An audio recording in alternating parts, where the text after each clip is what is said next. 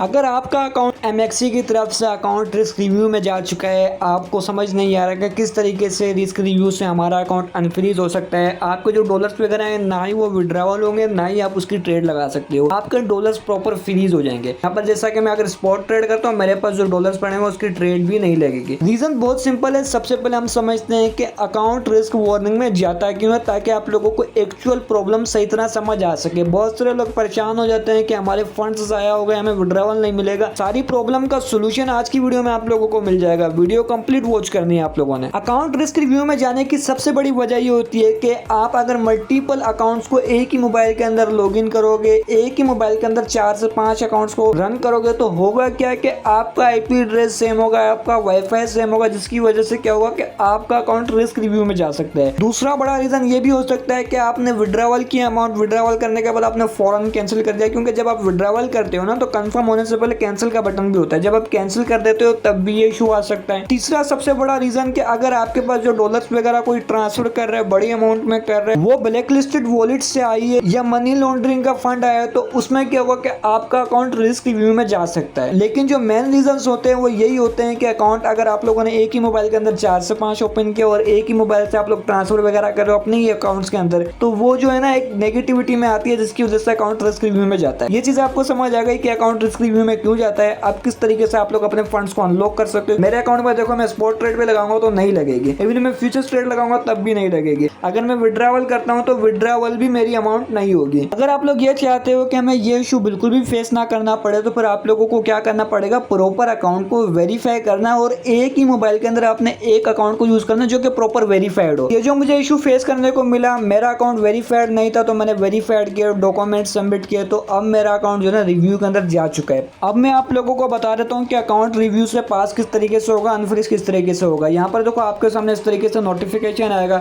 यहाँ पर देखने को मिल रहा है रिसॉल्व नाउ, आपने यहाँ क्लिक कर देना है। काम बहुत सिंपल सा है, आपने डॉक्यूमेंट्स को सबमिट करवाना है बस। उसके बाद जो है ना आपको कुछ टाइम दिया जाएगा, रिव्यू पास होगा तो कुछ ही टाइम बाद आपका अकाउंट अनफ्रीज हो जाएगा। मेरा जो एस्टिमेटेड टाइम लगा है 1 मंथ का टाइम दिया मुझे, और देख लेंगे 1 मंथ के अंदर होता है या नहीं होता। जब मेरा अकाउंट अनफ्रीज हो जाएगा तो मैं उसके अबाउट भी वीडियो बना दूंगा, लेकिन मैं कोशिश करूंगा कि स्टेप बाय स्टेप आपको समझा दूं क्या क्या डॉक्यूमेंट्स मांगते हैं, क्या क्या आपको किस तरीके से सबमिट करना है, ताकि आप लोग भी अपना अकाउंट अनफ्रीज करवा सको। आप लोगों के सामने इस तरीके से इंटरफेस आएगा, आपने चेक नाउ के ऊपर क्लिक करना है। जब आप लोग चेक नाउ के ऊपर क्लिक करोगे तो ये मैंने एक स्क्रीनशॉट बनाया हुआ था ताकि मैं आप लोगों को समझा सकूं। यहाँ पर देखो कंप्लीट एडवांस केवाईसी वेरिफिकेशन, आपने अपने आईडी कार्ड से वेरिफिकेशन करनी है। नंबर 1 स्टेप हो गया। नंबर 2 के आपने अपना मोबाइल नंबर इसके साथ अटैच कर लेना है, लिंक कर लेना है। नंबर 3 के आपने अपनी ईमेल को वेरीफाई कर लेना है यहाँ से। उसके बाद नंबर 4 क्या है कि आपको प्रूफ ऑफ एड्रेस देना है। इसका मतलब ये कि जो आपके एनआईसी आईडी कार्ड के ऊपर एड्रेस होगा, उसी एड्रेस का अपने इलेक्ट्रिसिटी बिल या अपने गैस बिल या अपने बैंक स्टेटमेंट या तो आपने वाटर का बिल यहाँ पर सबमिट करना है। इससे होगा क्या कि आपका एड्रेस वेरीफाई होगा। लेकिन याद रखना, डॉक्यूमेंट्स अगर सही सबमिट नहीं करोगे तो रिव्यू पास नहीं होगा। रिव्यू पास होगा तो आपको एक एस्टिमेटेड टाइम बताया जाएगा कि आपका अकाउंट इतने टाइम में अनलॉक हो जाएगा। ये 4 चीजें मेंशन है स्टेप 4 के अंदर। आपने कोई भी एक चीज होना यहाँ पर सबमिट करनी है, लेकिन वो आपके आईडी कार्ड से मैच करे उसका एड्रेस। मैंने जो सबमिट किया बैंक स्टेटमेंट किया, बैंक स्टेट के ऊपर मेरे आईडी कार्ड वाला एड्रेस आ रहा था, तो मैंने वो सबमिट किया, तो मेरा रिव्यू पास हो चुका है। जब रिव्यू पास हो जाएगा तो समझो आपकी टेंशन खत्म हो चुकी है। 90% चांसेस होंगे कि आपका अकाउंट अनलॉक हो जाएगा। मेरा रिव्यू 2 आवर्स के अंदर कंप्लीट हुआ था, और उसके बाद मुझे ईमेल के ऊपर एक एस्टिमेटेड टाइम बताया था कि मेरा ये जो केस है कब तक जो है ना सॉल्व होगा। यहाँ पर एक्सपेक्टेड टाइम देखने को मिल रहा है 11 अगस्त। इसका मतलब ये कि 1 मंथ के अंदर मेरा अकाउंट रिस्क रिव्यू वार्निंग से खत्म हो जाएगा और मेरे फंड्स अनफ्रीज हो जाएंगे।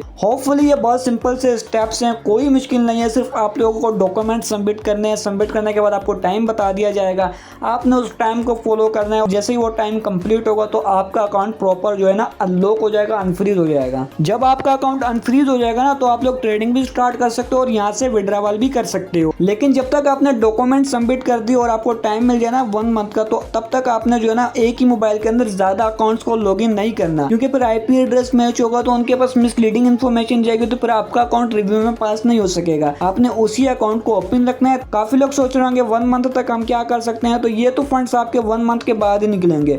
लेकिन इस वीडियो के डिस्क्रिप्शन के अंदर आप लोगों को BingX एक्सचेंज का लिंक दे रहा हूँ, वहाँ पर आप लोग अकाउंट बना सकते हो, ट्रेडिंग कर सकते हो, वहाँ पर आपको डिपॉजिट बोनस भी मिल जाएगा और साथ कुछ ना कुछ ट्रेडिंग के वाउचर भी मिल जाएंगे। आप लोगों ने लाजमी अकाउंट बना के KYC कर लेनी है। जब तक आपका ये अकाउंट अनलॉक नहीं होता तब तक आप वहाँ ट्रेडिंग करो। जब आपका ये अकाउंट प्रॉपरली ओपन हो जाए तो आप लोग यहाँ पर ट्रेडिंग कंटिन्यू कर सकते हो। होपफुली वीडियो आप लोगों को इन्फॉर्मेटिव लगी है। मैं इसके अबाउट प्रूफ भी लाऊंगा कि मेरा अकाउंट अनफ्रीज हुआ या नहीं हुआ।